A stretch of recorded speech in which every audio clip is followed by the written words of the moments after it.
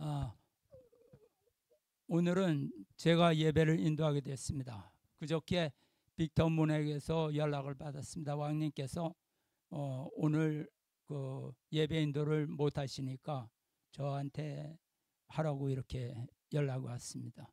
그래서 제가 준비했습니다.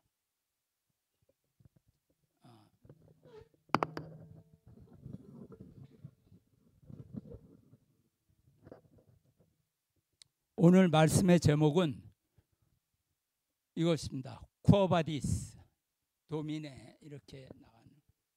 이건 라틴어인데요. 그 뜻은 주여 어디로 가시나이까.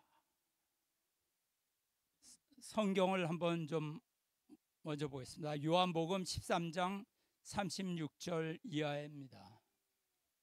시몬 베드로가 가로되 주여 어디로 가시나이까. 예수께서 대답하시되 나의 가는 곳에 내가 지금 따라올 수 없으나 후에는 따라오리라. 베드로가 가로되 주여 내가 지금은 어찌하여 따를 수 없나이까. 주를 위하여 내 목숨을 버리겠나이다. 이렇게 얘기를 합니다. 이 얘기는 예수님이 십자가에 달리시기 전 이제 그 베드로와 나눴던 그런 대화입니다. 예수께서 대답하시되 내가 나를 위하여 내 목숨을 버리겠느냐. 내가 진실로 진실로 너에게 이르노니 닭 울기 전에 네가 3번 나를 부인하리라. 이런 내용입니다.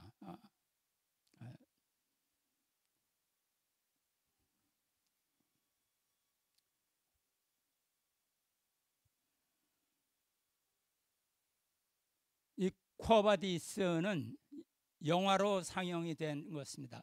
제가 아주 어렸을 때 그 봤던 기억이 어렴풋이 남아 있습니다. 그런데 2001년에 다시 이제 그 영화로 나왔다는 얘기가 있더라고요. 제가 한 7살, 그러니까 한 60년도 더 지냈죠. 예수님께서 부활 승천하신 후에 마가의 다락방에 이 성령이 충만함을 받고 베드로는 이제 제자들을 이끌면서 이제 리더가 되었죠. 그래서 그는 처음에 로마로 들어와서 많은 그 로마 시민의 환영을 받으면서 자신이 경험했던, 자신이 모셨던 메시아 예수 그리스도를 힘차게 증거했습니다. 당시에는 로마의 네로 황제가 다스리던 시기였는데, 네로 황제는 그 시를 쓰기를 좋아했어요. 그래서 근데 이 폭군이기 때문에 로마 네로가 강한 영감을 얻어서 시를 쓰고 싶은데 그것이 잘 안 되니까 그 로마 성에 불을 질러서 그 타오르는 불길과 아비규환에 빠진 그 로마 시민을 보고 미친 듯이 영감을 얻어서 시를 읊는 모습이 거기 나옵니다. 그러자 로마 시민이 이제 폭동이 일어날 조짐이 보이자 이 교활한 네로는 그 방화의 책임을 기독교인들에게 돌려버립니다. 그러니까 그 로마 시민들의 기독교인들을 박해하기 시작해요. 잡아다가 죽이고 잡아다가 감옥수에 집어넣고 이럽니다.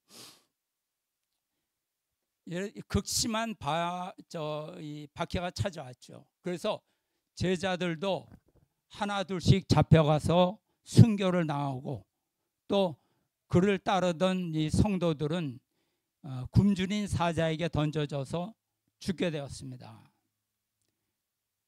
당연히 베드로도 생명의 위험을 느꼈죠. 다른 제자들이 당신만은 죽어서는 안 된다며 당신은 빨리 로마를 떠나라 이렇게 얘기합니다. 이제 베드로에게 빨리 도피해라 이렇게 얘기를 하는 거죠. 베드로는 당시에 생명의 위협을 느껴서 새벽에 변장을 하고 조용히 로마를 떠납니다. 베드로가 막 로마 성을 빠져나왔을 때 베드로는 주님의 환상을 보게 됩니다. 거기서. 그래서 그 베드로가 봤을 때 부활하신 예수님이 자기는 이쪽으로 가고 있는데 자기를 향해서 다가옵니다. 그러더니 자기를 스쳐 지나가요. 그러니까 베드로는 이제 무심히 지나가다가 그분이 예수님인 것을 이제 알게 되죠. 그래서 얼어붙은 듯 그 자리에 엎드려서 이제 주님을 바라보았습니다. 베드로의 얼굴에는 놀라움과 환희 그리고 황홀한 빛이 떠돌았어요. 그래서 그는 이제 땅바닥에 무릎을 꿇고 두 손을 높이 들어가지고 오 그리스도요, 그리스도요. 베드로는 이제 예수님을 부르기만 하고 오랫동안 침묵이 흘렀습니다.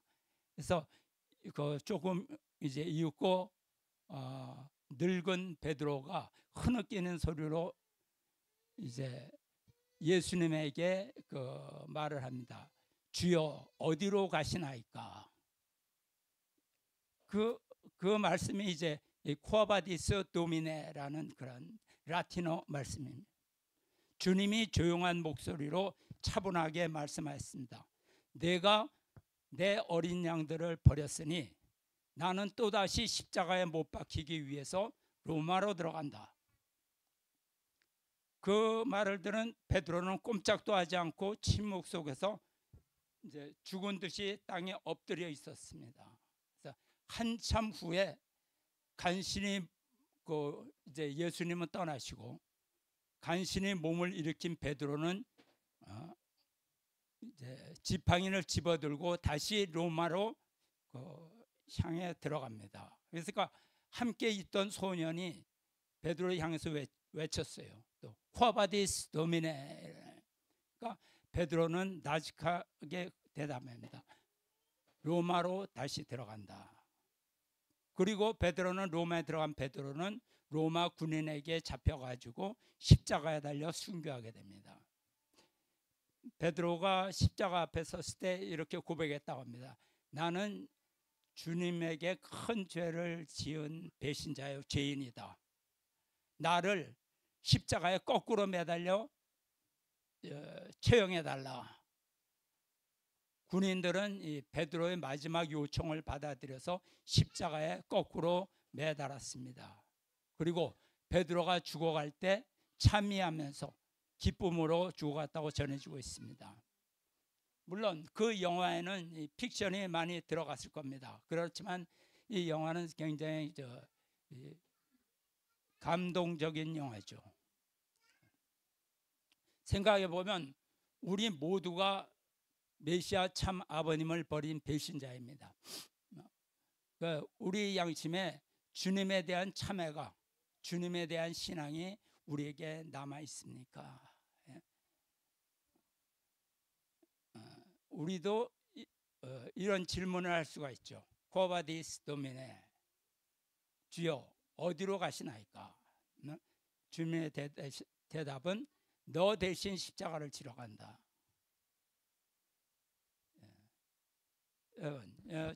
주님의 지상 강림의 사명은 무엇일까요? 왜 메시아가 이 땅에 오셨을까요? 많은 기독교인들이 잘못 알고 있습니다.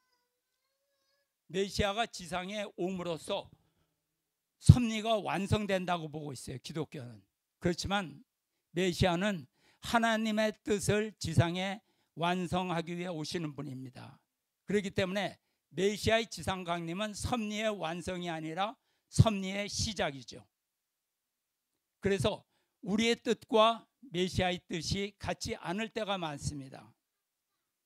모두들 메시아를 따른다고 하지만 많은 기독교인들이 주여 주여 밤낮 없이 외치고 주님 오시기를 간절히 기다리고 있지만, 그리고 주님 오시면 모든 섭리가 완성된다고 믿고 있지만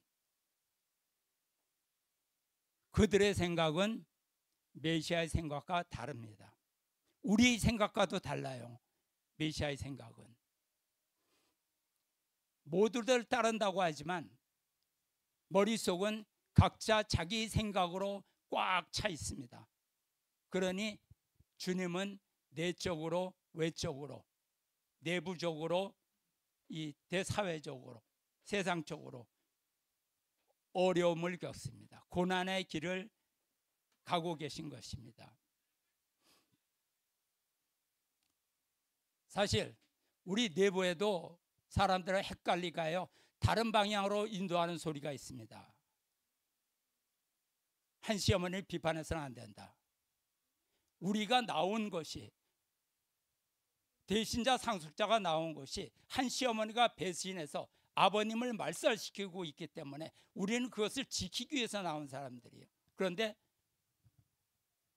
비판하면 안 된다. 왜? 우리가 죄인이다. 성경을 봐라. 성경 말씀에 가늠한 여자를 이스라엘 민족이 돌로 치려고 했을 때 예수님께서 말씀하셨어요. 죄 없는 자가 돌로 쳐라. 그러자 모두들 움찔하여 서로 눈치를 보다가 슬금슬금 다 사라져 버렸습니다. 그 성경 내용을 한번 보시죠. 요한복음 8장 1절부터 11절에 나온 말씀입니다. 가늠한 여인이 광장으로 끌려 나왔습니다. 바리새인과 율법학자들이 예수님에게 그 가늠한 여인을 땅에 두고 묻습니다. 선생이요, 이 여자가 가늠하다 현장에서 붙잡혔습니다.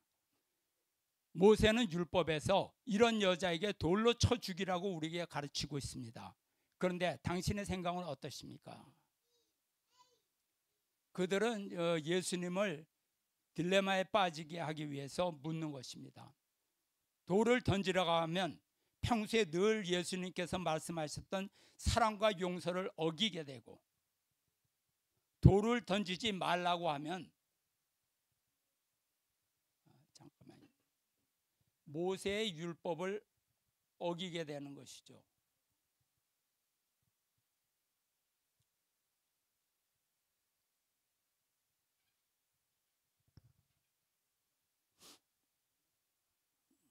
그렇지만 예수님이 어떤 분이신가요? 예수님이 대답하십니다. 너희 가운데 죄 없는 자가 저 여인에게 돌로 쳐라. 이 세상에 죄를 짓지 않은 사람은 없습니다. 그러니까 누가 감히 돌을 던질 수 있겠습니까? 이 말씀 하나로 그 바리새인과 율법학자들의 계략이 완전히 무너졌죠. 가늠한 여인에게 돌을 던져 처형하라는 모세의 율법을 어기지 않으면서도 동시에 아무도 돌을 던지지 못하게 함으로써 사랑과 용서를 동시에 보여준 거죠. 솔로몬의 지혜보다 더 현명한 판단을 내리신 것입니다. 그래서 이 내용을 앞서서 우리도 모두 죄인인데 우리는 비난할 자격도 없다. 왕님은 비난할 자격이 있어도 우리는 비난하면 안 된다. 그런데 솔직히 생각해 봅시다. 이게 무슨 소리예요? 왕님이 비난하니까 우리도 비난하는 거지. 왕님이 비난하지 않으면 우리도 비난하면 안 되죠. 왜? 우리는 왕님을 따르는 사람이니까. 3대 왕권을 우리는 따르는 사람이니까. 가르치는 대로, 시키는 대로 해야죠. 아니면 따르지 말든가. 주체와 말이 다르다는 것은 무엇입니까? 말은 생각에서 나와요. 말이 다르면 생각이 다르다는 겁니다. 신념이 다르다는 뜻입니다. 그러면 행동이 달라져요. 왜냐? 목표가 다르니까. 행동을 한다 해도 하는 척을 할 뿐입니다. 목표가 다르니까. 성경 말씀을 가져와서 자기 생각을 예수님 말씀에 근거한 것처럼 엮으려고 합니다. 구약성경 39권, 신약성경 27권 내용이 그 한 구절 안에 다 들어갑니까? 성경 전체에서 흐르는 내용이 무엇입니까? 원수를 사랑하라입니까? 아닙니다. 원수와 싸워서 사탄을 쫓아내라는 겁니다. 잘 봐야 됩니다. 사탄 세력과의 싸움입니다. 사탄을 비난하고 대가리가 깨져도 싸워 무너뜨리는 사고와 방법과 그것을 알려주는 교과서가 성경입니다. 이것이 성경에 담겨있는 신앙이에요. 사랑은 어떻게 하느냐? 원수가 무너져서 힘을 잃었을 때, 더 이상 하나님께 대적할 힘이 없을 때, 그때 사탄에게 사로잡혔던 그 인간을 불쌍히 여겨라, 그런 뜻이죠. 더 이상 짓밟을 필요가 없다, 용서해 줘라, 이런 뜻입니다. 참 아버님은 프레이저가 코리아 게이트를 일으켜서 미국 섭리를 끊어버리려고 할 때 박보일 총재를 시켜서 프레이저 원 의장과 싸웠습니다. 그리고 그를 완전히 꺾어버렸습니다. 정계에서 은퇴시켜버렸어요. 그 후에 박보일 총재에게 프레이저를 위해서 기도해 주라 라고 말씀하셨습니다. 이것이 사랑이에요. 원수에게는 증오심을 갖고 싸워야 합니다. 아니면 내가 죽어요. 여러분이 사랑으로 사탄을 자연굴복시킬 수 있다고 믿어요? 공산당에게 사랑을 주면 공산당이 나 감동해서 나 이제부터 공산당 안 할게 이래요? 끌고 가서 죽여버려요. 사랑으로 사탄을 자연 굴복시킬 수 있다고 믿습니까, 여러분이? 그렇다 그러면 예수님이 왜 십자가에 달리셨어요? 사랑이 없어서 달렸어요? 그들에게 감동을 안 줘서 달렸습니까? 공산당이 사랑 앞에 굴복합니까? 사탄과 하나님의 싸움은 무엇입니까? 인간을 차지하겠다는 그런 싸움이죠. 사탄은 사탄의 사람을 통해서 하나님의 영역을 빼앗으려고 하고, 하나님은 하나님의 백성을 통해서 사탄 세력을 무너뜨리려는 섭리를 하십니다. 이것이 성경의 역사예요. 성경 한 구절만 보고 자기 식으로 인용해서 해석하면 안 돼요. 그거는 성경은 전체로 봐야 됩니다. 사탄은 자기 생각을 직접 나타내서 유혹하지 않습니다. 하나님의 말씀으로 유혹을 합니다. 보세요. 성경에 다 그렇게 나와 있습니다. 그래서 사탄은 속이는 자입니다. 전에 참 아버님이 성화하신 것은 한씨 어머니 잘못이 아니라 우리의 잘못입니다 라고 우리 내부를 혼란에 빠뜨리는 그런 소리가 있었습니다. 여기에 우리 단순하고 어린 식구들이 동조하고 결국 내 탓이요 내 탓이요 하고 내가 용서를 빌어야 한다, 남을 탓하면 안 된다 라고 이렇게 얘기했습니다. 우리가 뭐 카도르 신앙을 하고 있나요? 내 탓하게? 그때 왕님께서 팀 엘더 본부장을 통해서 분명한 가르침을 주셨습니다. 기억하세요? 유튜브에 나와 있습니다. 아버님께서 성화하신 것은 우리가 책임을 다하지 못해서가 아니다 라고 분명히 유튜브에 통해서 강연을 하셨습니다. 사탄과의 싸움을 위해서 우리를 선택하셨어요, 하나님께서. 그래서 사탄의 여인 바벨론의 음녀에게 돌을 줘서는 안 된다는 소리를 하면 안 됩니다. 너도 타락한 인간이잖아. 왕님이 비난하더라도 너는 비난하면 안 돼.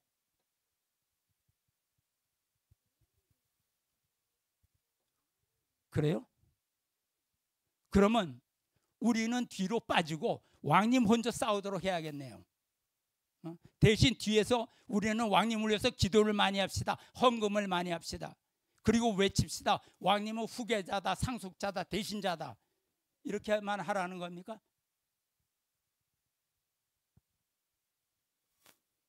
왕님은 트럼프 랠리에서 생명을 걸고 싸웠습니다.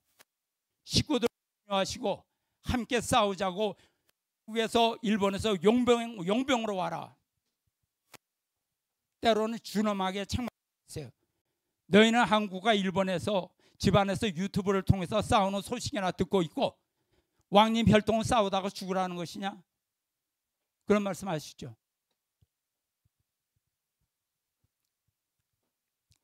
무리를 해서라도 와서 싸우라고 가르치셨습니다. 사실 생각해 보세요. 미국 인구가 3억 명이 넘습니다. 한국, 일본에서 몇백 명이 교대로 와서 미니버스 한두 대로 미국 전역을 돌아다니면서 확성기를 통해서 미치 떠들어봐야 그 소리를 도대체 몇 명이나 듣겠습니까? 미국 사람의 몇 명이 듣고 마음을 바꿔서 트럼프를 지지하겠느냐고요. 구경거리는 되겠죠. 투표권도 없는 외국인이 와서 미친놈처럼 떠들어대니 우파 시민들이 힘을 얻겠죠. 그런데 왜 우리가 미국에 왔습니까? 한국과 일본에서 우리가 바이든하고 뭐 원수진 거 있어요? 바이든이 해롭게 한 거 있습니까? 없어요. 오히려 바이든은 외국인들에게 우대 정책을 폈습니다. 트럼프 후보는 아메리카 퍼스트 이렇게 외쳤습니다. 미국 우선주의를 주장했어요. 그런데 왜 우리가 바이든을 미워하고 트럼프 후보를 사랑해야 합니까? 왜 지지해야 합니까? 한국 사람들은 광화문에서 좌파들과 싸우기도 바쁜데.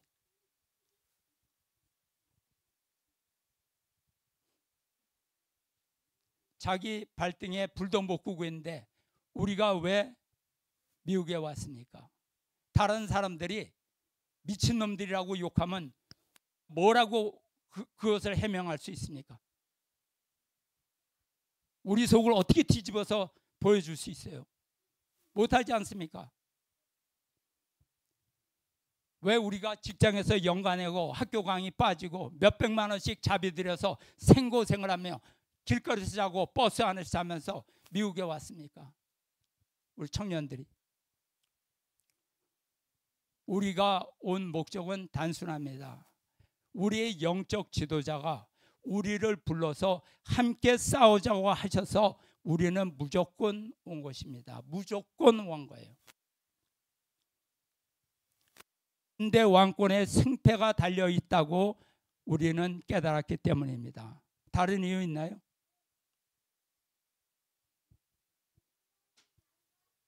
왕님 말씀이 다 이해가 돼서 왔습니까? 아니에요. 무조건 왔습니다.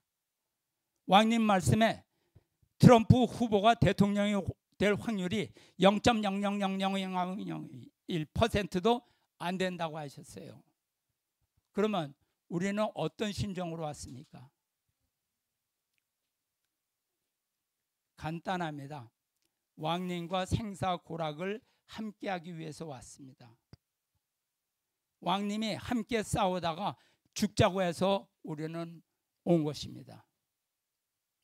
왕님은 항상 맨 앞에서 싸우셨어요. 뒤에서 명령하시는 분이 아닙니다. 그러니 우리는 어떻게 해야 합니까? 왕님이 하라는 대로 해야 합니다.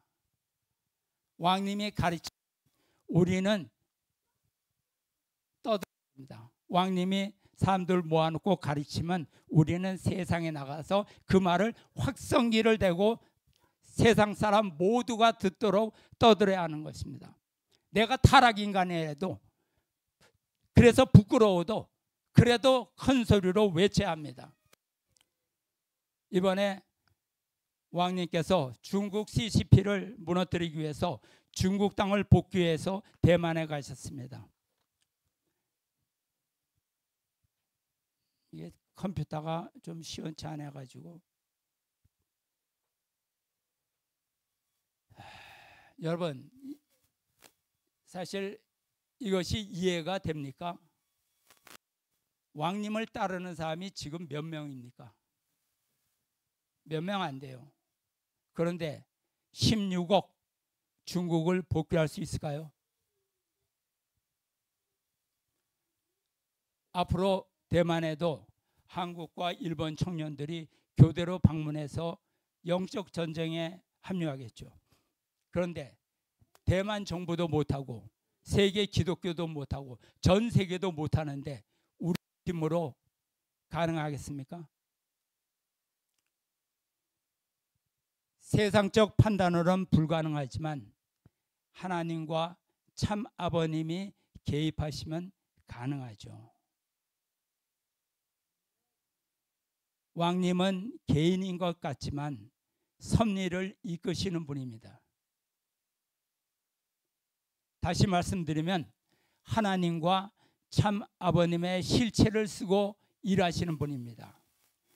매크로를 움직일 수 있는 미크로의 중심으로 계신 분입니다. 그래서 정성으로 트럼프 후보를 버틀러에서 살리시고 대통령으로 당선시키시고 말하라고 궁전에 들어가서 하나님 이름으로 임명기도도 하셨습니다. 이것은 하나님과 참 아버님의 역사를 빼놓고는 이해할 수도 없는 일입니다. 그러니까 우리는 세상에 이해하지 못하는 길을 가는 것입니다. 아버님 제세 시에도 아버님께서 우리들에게 이해를 구한 다음에 섭리를 이끄시지 않았어요. 메시아가 결정하면 우리는 무조건 따랐습니다.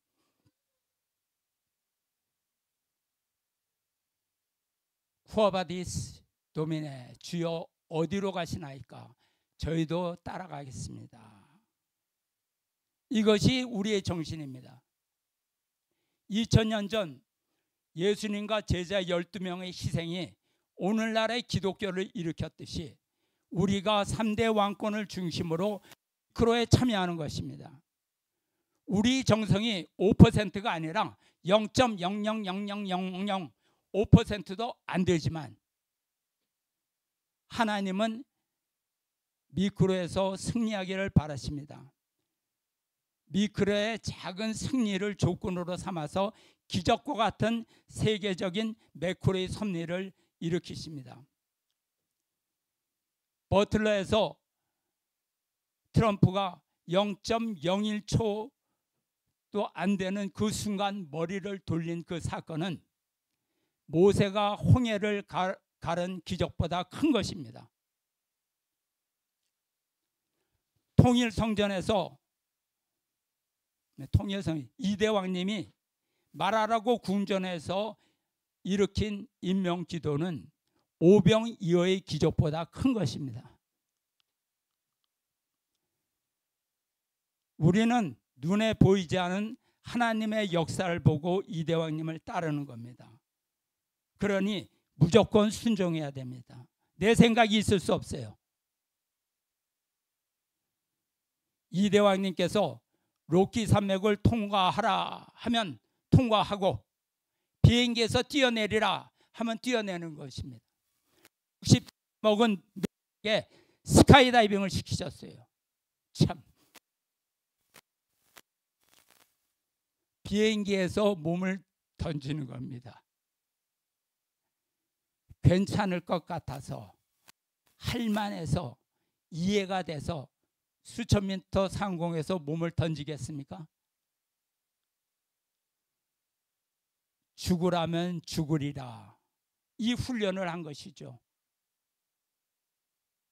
내 가는 곳에 너희도 따라와라. 이 훈련을 한 것이죠.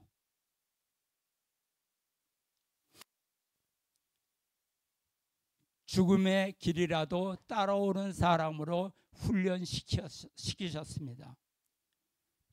그렇기 때문에 이대왕님을 따르다 보면 우리의 판단으로 이해되지 않는 일도 많이 있습니다. 아닐 것 같은 일도 지시할 때가 있어요. 왜냐?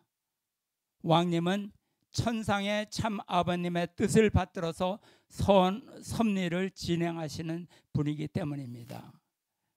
왕님은 하나님 앞에서 참 아버님 앞에서 그야말로 절대신앙, 절대사랑, 절대복종을 보여주시는 분입니다.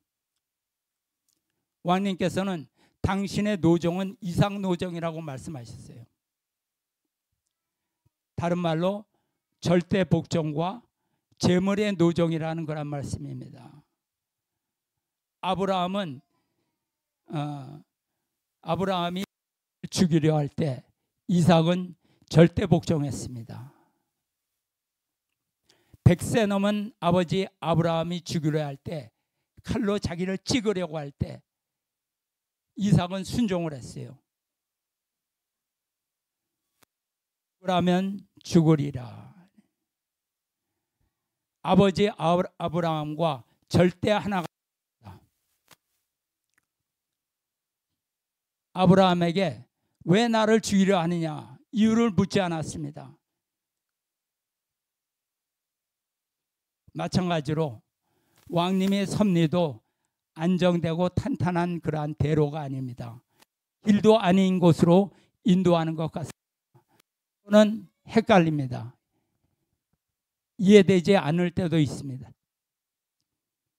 헷갈리지 않는다면 사실 생각이 전혀 없는 사람이죠. 당연히 헷갈립니다. 잠깐만요.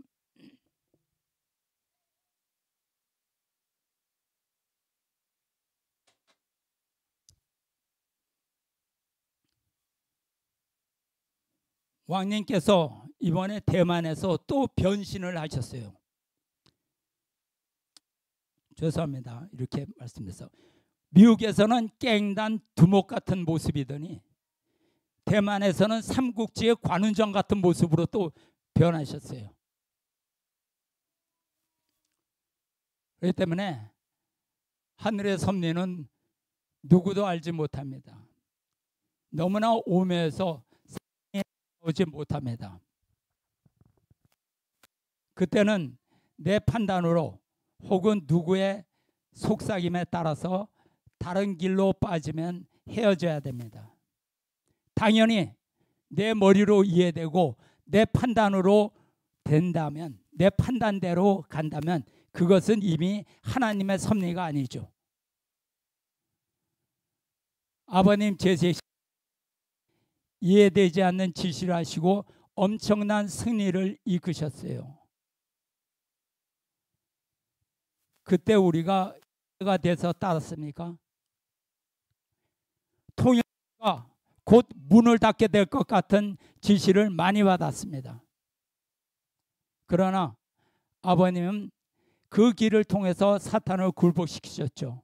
우리에게 물어보신 후에 섭리를 진행시키지 않으셨습니다. 그러니까 신앙이라는 것은 분석과 토론이 아닙니다. 절대라는 말이 들어가지 않으면 신앙이 아니죠. 비행기에서 뛰어내리라 하면 뛰어내리는 것입니다. 그렇기 때문에 신앙은 복 받으려고 하는 것이 아닙니다.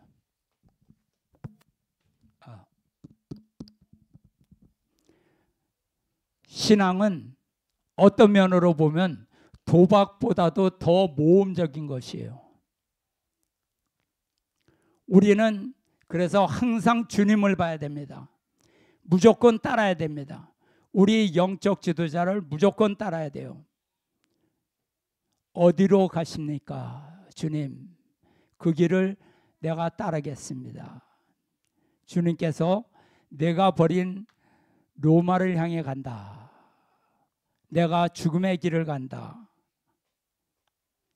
그 말에 베드로는 다시 로마에 들어가서 십자가에 처형을 당합니다.